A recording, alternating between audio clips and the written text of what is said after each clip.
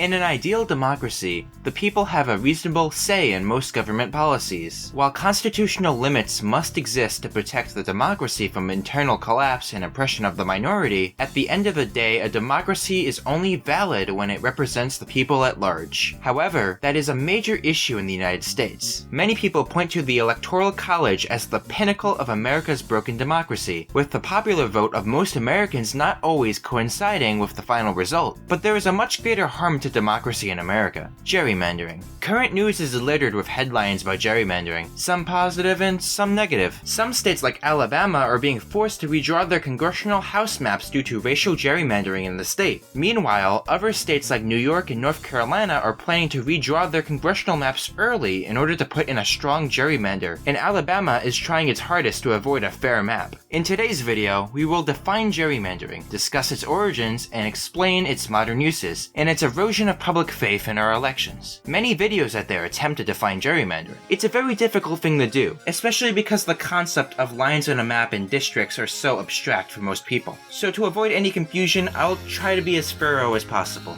In a direct democracy, there is no gerrymandering. Each individual person gets to vote for what policies should be enacted. This can make sense for smaller towns. Identify yourself. What up, Council? My name is Chad Kroger. I'm an activist and house party enthusiast. However, when looking at a national scale, it is nearly impossible for there to be an efficient direct democracy. Therefore, nearly all democratic countries today use a form of representative democracy. Now, there are many ways to conduct a representative democracy, but the most prolific method is also the one which most easily leads to gerrymandering. In the United States, along with Canada and the UK and many other countries as well, the country is split up into multiple districts which elect a single representative. For example, here we have 20 people living in a country. We have 8 who like the blue party, we have 8 who vote for the yellow party, and we have 4 who prefer the green party. In a perfect direct democracy, the blue and yellow parties should both have about 40% control each, while the green party should only have about 20% control. Ideally, in a representative democracy, you want these percentages to be as close as possible to the partisan makeup of the people. As you will see, this is much harder than it seems. In this example, we want 5 districts containing 4 squares each. Let's try to draw these districts horizontally across. We see that we get 3 blue representatives and 2 yellow representatives. This is not very fair. Why should blue have a 60% majority if yellow had the same number of voters as blue? And why should green have no seats at all? Now let's try to draw the map to specifically be as fair as possible, to ensure a fair composition. Here, the districts are specifically drawn to favor a partisan composition which represents what the voters vote for at large. Technically this is a form of gerrymandering, but it's used for a good cause. But it doesn't have to be used for good.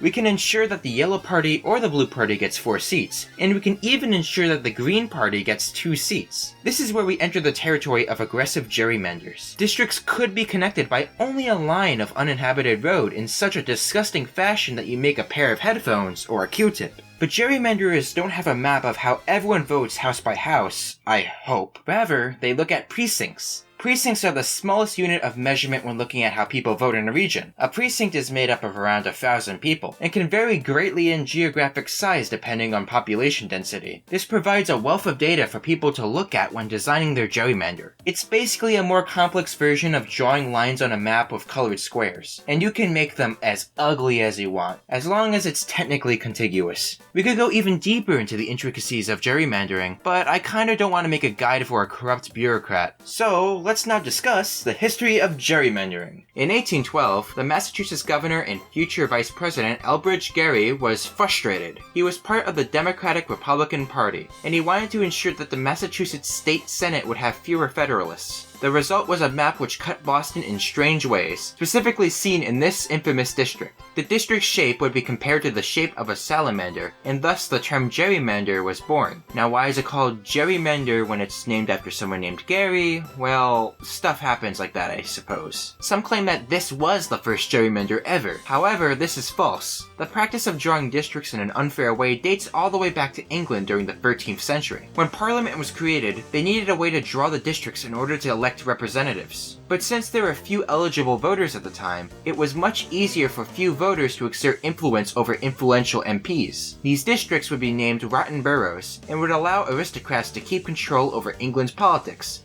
The idea of drawing districts with unethical methods has always existed since districts could be drawn. One of the earliest ways to mess with a district for partisan gains was malapportionment, wherein districts are drawn without having similar population sizes. This often would overrepresent rural interests compared to those in the cities. This has been illegal nationally in the United States since the Supreme Court ruled in the case Baker v. Carr in 1962. The case allowed the court to strike down malapportioned state district maps. Additionally, the Voter Rights Act of 1964 would make gerrymandering against racial groups illegal. However, partisan gerrymandering is still very legal nationally. Minor gerrymanders have existed for quite a long time, but it was always quite difficult to make an efficient one. In an age before digital technology, finding the best borders to maximize benefit for any given party was very difficult, and would often violate the Voter Rights Act of 1964 for racial gerrymandering. But as digital technology became more powerful during the 21st century, so did gerrymanders. Now it was possible for a computer to calculate the most efficient gerrymanders, and it was easier than ever for anyone to draw their own maps online with well-documented precinct data. Now, controlling a state legislature in order to draw these partisan maps was the best way to dominate national politics. And thus, the Republican Party saw an opportunity to use this breakthrough to their advantage. While the Democratic Party also used these methods, the Republican Party was the most active with it. This can be seen clearly from RedMap, also known as the Redistricting Majority Project, a Republican committee that was committed to gaining control within state legislatures and governorships with the expressed goal of gerrymandering. This resulted in hundreds of thousands of dollars worth of advertising being injected into elections for low-level government positions. The result of this was that by 2010, when states would have to redraw their congressional districts, Republicans had 20 trifectas across the nation, meaning Republicans controlled the governorship and the lower and upper houses of state legislators in 20 different states. Meanwhile, Democrats only held on to 11 state trifectas. This gave Republicans a lot of power when it came to redrawing districts. The gerrymander would be so effective that Republicans in the 2012 House of Representatives election would retain control by 33 seats despite losing the popular vote by 1 million votes. Now let's be clear, Democrats were also able to gerrymander in states like Maryland and Illinois. However, this could not offset how states like Texas and Florida were heavily gerrymandered in favor of Republicans. The political fallout from this cannot be understated. Almost every state during the early 2010s had their congressional maps drawn by the state legislature. However, due to a big push by activist groups, many states across the country would establish independent commissions in order to avoid a hostile takeover, as seen in the 2010 redistricting fiasco. This would be all swell and good if the policies were established consistently nationally. However, most states which have established independent commissions tend to not be states with Republican legislatures. Shout out to Idaho and Montana for being different. There is a big worry that if Democratic states establish independent commissions, then Republican states will be able to take even greater advantage of their ability to gerrymander. I will now talk about this fear, and how annoying I find it, for various reasons. Let's look at New York's redistricting fiasco from 2021 to 2020, who knows. So in the 2010s, former New York Governor Andrew Cuomo attempted to end partisan gerrymandering within the state of New York. At the time, the Republicans controlled New York's upper legislature, while the Democrats controlled the lower legislature. Partially because of this, Cuomo agreed to implement an imperfect system for redistricting, wherein the Republicans and the Democrats could gerrymander their respective house of the legislature. This is not an ideal system for fair redistricting, but things did seem to be going in the right direction. New York would now have a politically independent redistricting commission, and this commission would draw the new map and then submit it to the New York legislature. However, the state legislature did not have to accept the map, and could draw their own map if they saw fit. This is the biggest flaw in the system, which would ultimately lead to the 2021 redistricting disaster in New York. As many political pundits predicted, the New York Redistricting Commission was not able to agree upon a redistricting map, and the New York legislature would draft its own gerrymandered map. And it was a huge gerrymander. The congressional map would only create 4 safe Republican districts out of 27 in the state. This gave Republicans, in all likelihood, only 15% control of the state's seats, when the party won about 36% of the raw votes in the previous election. This was an aggressive play by New York Democrats. Perhaps it was too aggressive. On April 27, 2022, the New York Court of Appeals, the highest court in the state, declared the gerrymandered maps unconstitutional in a 4-3 decision. This was a major shock to state Democrats, since many expected the Democrat-dominated court to side with Democratic gerrymanders. Many people blame this decision for the Democrats' loss of the House of Representatives in 2022. Perhaps that is partially true, but some people tend to take that line of thinking too far. Some people erroneously claim claim that this was actually a Republican gerrymander by a conservative New York court. Now, I can't disagree with this line of thinking anymore. This map would actually lead to a very proportional result between the raw vote percentage and the percentage of seats given. Republicans won about 43% of the raw vote in New York congressional races, and ended up winning 42% of the seats. Now, if you don't think that's fair, then I don't think you're arguing in good faith. Despite this map is very unlikely to last. On July 13th, 2023, a lower court ruled that there must be another round of redistricting due before the 2024 election. This would effectively give Democrats a second chance to institute a gerrymander in the state. The result of this is yet to be seen, but seeing as a judge who voted to change the map has been replaced, it is very likely that there will soon be a Democratic gerrymander set in place by the 2024 election.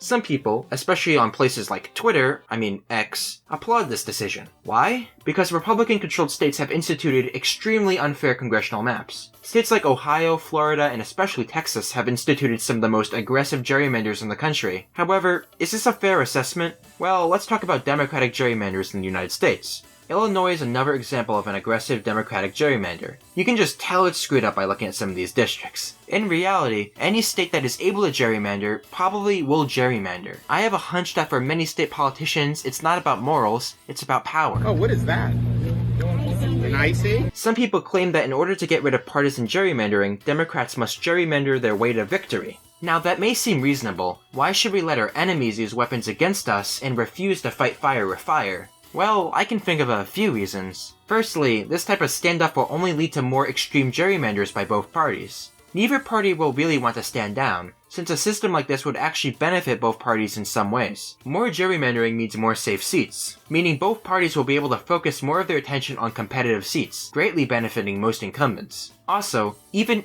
if Democrats were able to gain such an advantage over Republicans that they could pass anti-gerrymandering legislation with no impediment, why would Democrats even want to give their power up? What would likely happen in this scenario is that gerrymandering would remain, except benefiting the other party instead. At least diffusing gerrymandering in Democratic states now would help diffuse this possible danger. And the worst case scenario is that these Democratic states have fairer elections than the Republican states, which I find better than no fair elections, personally. Finally, and maybe even most importantly, ending gerrymandering makes elections more fair, and thus more little d democratic. Through setting this example, more states will likely adopt these proposals naturally. To actually have some kind of change here, we just need both parties to agree, unfortunately. A brute force strategy will never work, and nor is it a good idea.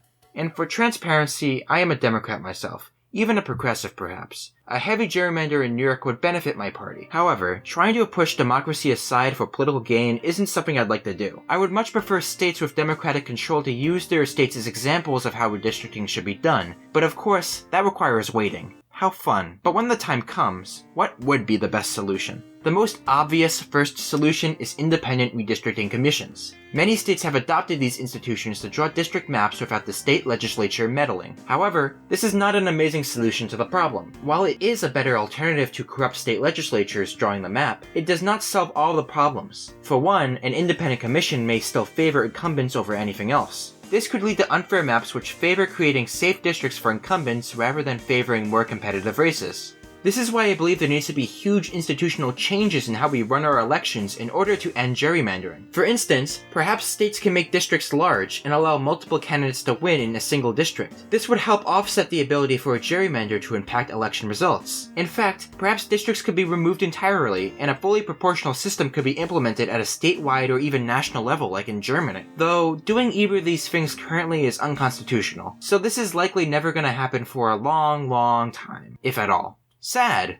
Gerrymandering, for as long as it is possible to do so, will remain the most desirable poison, advertised both as a vice and a solution to America's democracy. The gerrymandering debate likely isn't going anywhere soon. Tell me in the comments what you would do to stop gerrymandering in the United States, or why you think gerrymandering is actually good.